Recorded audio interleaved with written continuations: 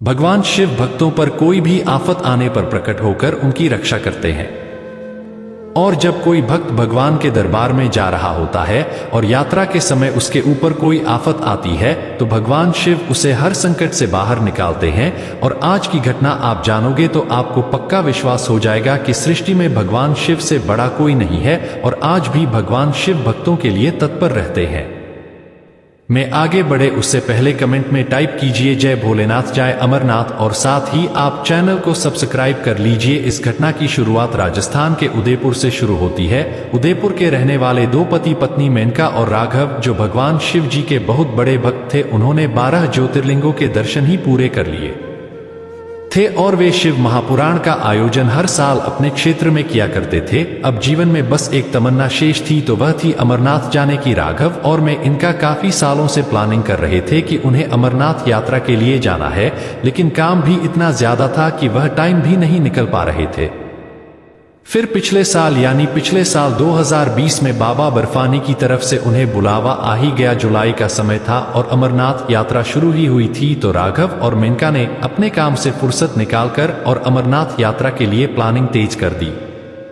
उन्होंने अपनी यात्रा का रजिस्ट्रेशन करवाया और जयपुर से ट्रेन में बैठकर जम्मू के लिए रवाना हो गए। फिर वहां से उन्होंने एक टैक्सी के माध्यम से श्रीनगर पहुंचते हैं, लेकिन यहां आने के बाद आगे का रास्ता और तय करना था। उन्हें अगले पड़ाव पहलगाम तक यात्रा कर रही थी, जो कि श्रीनगर से करीब 90 किलोमीटर की दूरी पर मौजूद था और वहां जाने के लिए उन्हें बस से ही सफर करना था। मगर दिक्कत यह थी कि वहां का रास्ता खतरनाक मोड़ से भरा हुआ था और पथरीला रास्ता था, जिन्हें पार करके आगे जाना काफी मुश्किल भरा काम था। मुश्किल इसलिए था क्योंकि तेज बारिश हो रही थी और हिमस्खलन का खतरा था और बिना अनुभवी ड्राइवर के इस रास्ते को पार करना आसान नहीं होता। और मेनका और राघव ने बस के माध्यम से ही पहलगाम जाने का निर्णय लिया था, मगर उन्हें जरा सा भी इस बात का अंदाजा नहीं था कि उन्होंने यह निर्णय गलत ले लिया है और आगे बड़ी परेशानी उनका इंतजार कर रही है। आखिर उस समय में लगा और राघव के साथ क्या घटना घटित हुई थी और वह अचानक क्या चमत्कार हुआ था जिसके ऊपर मेनका और राघव को यकीन नहीं हो रहा था कि भोलेनाथ इस तरह भी आ सकते हैं।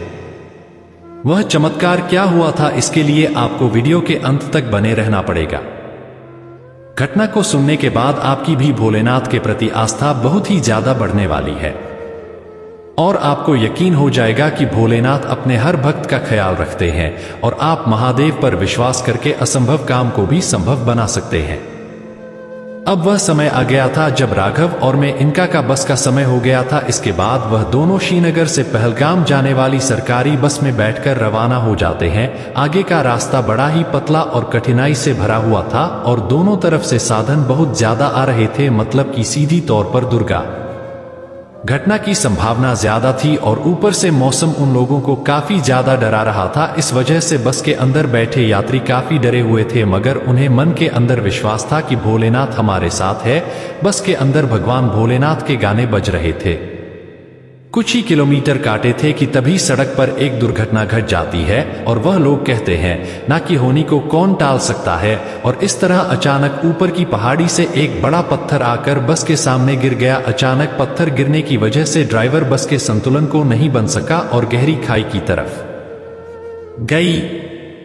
यह दृश्य बहुत ही ज्यादा भयानक था। अंदर बैठे लोग पूरी तरह से डर गए थे और मन ही मन भगवान भोलेनाथ का नाम जाप कर रहे थे और अंदर बैठे हर व्यक्ति को यह एहसास हो गया था कि अब बस के खाई में गिरने से कोई नहीं बचा सकता है। लेकिन इस सिचुएशन में तुरंत ही बस ड्राइवर ने तेजी से ब्रेक लगा दिए, जिस वजह से बस का आधा भाग खाई पर था और आधा सड़क पर। इस सिचुएशन में कोई चमत्कारी शक्ति ही उन्हें बचा सकती थी, क्योंकि सबको एहसास हो गया था कि सिचुएशन बहुत ही ज्यादा क्रिटिकल है। लेकिन स्थिति ऐसी थी कि अगर कोई भी यात्री बस से नीचे उतरता तो बस खाई में गिरी जाती। इसलिए सभी यात्री बस में पीछे की ओर भार बनाकर महादेव का नाम जपते हुए नाम जाप कर रहे थे। कई यात्रियों को ऐसा लग रहा था कि अब वह नहीं बच पाएंगे, लेकिन राघव और मेनका के मन में महादेव के प्रति बहुत विश्वास था। उन्हें शुरुआत से ही विश्वास था कि तीर्थ यात्रा में जाते समय अगर मृत्यु होती है तो वह भगवान के घर जाते हैं, इसलिए उनके अंदर डर नाम की बिल्कुल भी चीज नहीं थी।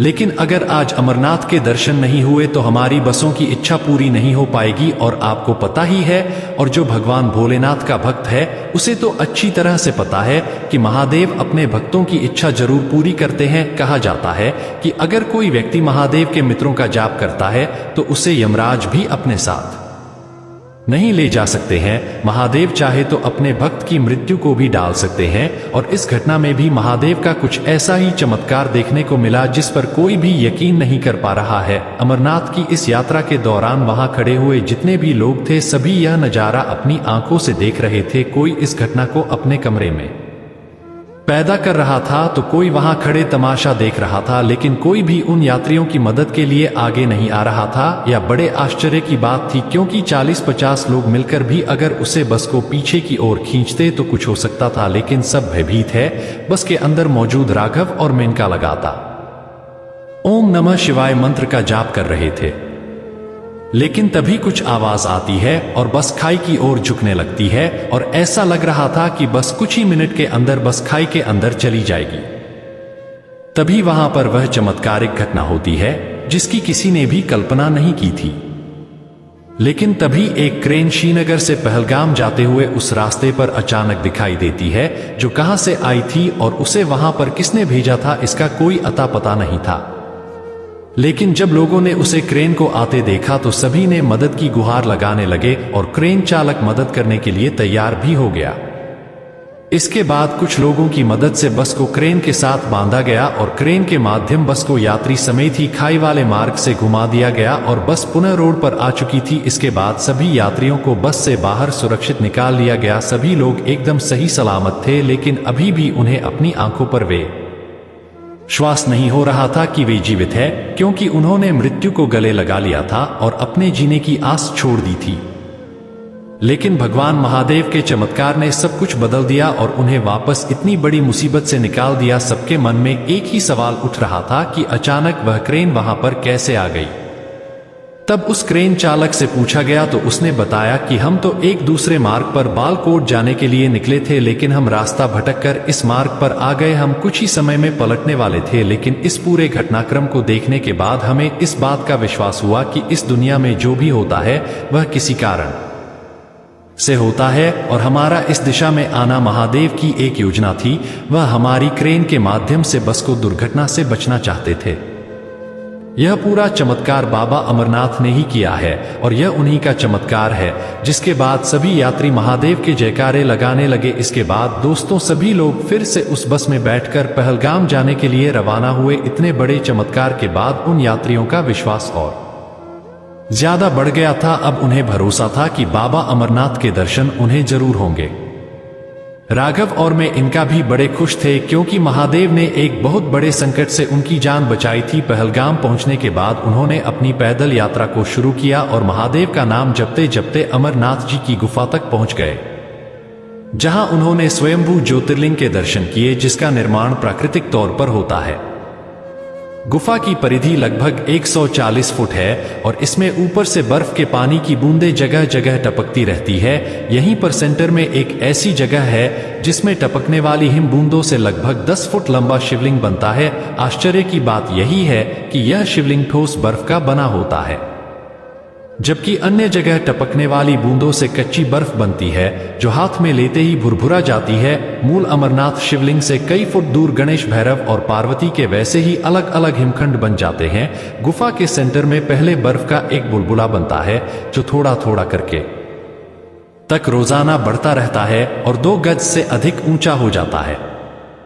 चंद्रमा के घटने के साथ साथ वह भी घटना शुरू कर देता है, और जब चांद लुप्त हो जाता है तो शिवलिंग भी विलुप्त हो जाता है। चंद्र की कलाओं के साथ हिमलिंग बढ़ता है और उसी के साथ घटकर लुप्त हो जाता है। इस स्वयंभू ज्योतिर्लिंग का दर्शन करने बाद से ही मानव सभी बंधनों से मुक्त होकर